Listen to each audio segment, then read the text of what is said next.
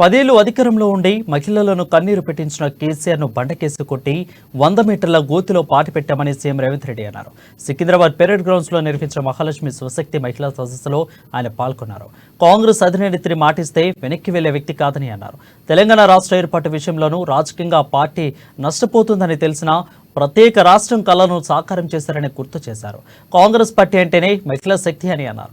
అయితే సోనియా గాంధీ నేతృత్వంలో పనిచేయడం ఎంతో అదృష్టంగా భావిస్తున్నానని అన్నారు. 10 ఏళ్లు అధికారంలో ఉండే మహిళల చేత కన్నీరు పెట్టించిన కేసీఆర్ను బండకేసి కొట్టి 100 మీటర్ల గోతిలో పాతిపెట్టామని సీఎం రేవంత్ రెడ్డి ధ్వజమెత్తారు.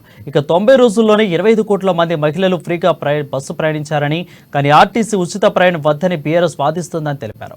మా సర్కార్కు అడ్డొస్తే బీఆర్ఎస్ పైకి ప్రగతి రథాలు ఎక్కిస్తామని ఫైర్ అయ్యారు. రాష్ట్రంలో 10 సంవత్సరాలు ఏ ఆడబిడ్డను పట్టించుకోలే, ఏ ఆడబిడ్డను కలవలే.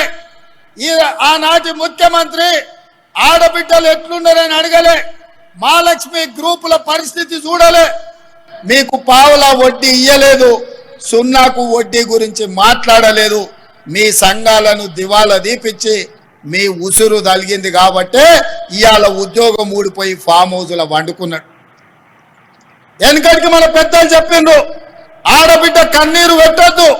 ఏ ఇంట్లో ఆడబిడ్డ కన్నీళ్లు పెట్టదో ఆ కన్నీళ్లు ఊరికే పోవు, తప్పకుండా బలి తీసుకుంటాయని.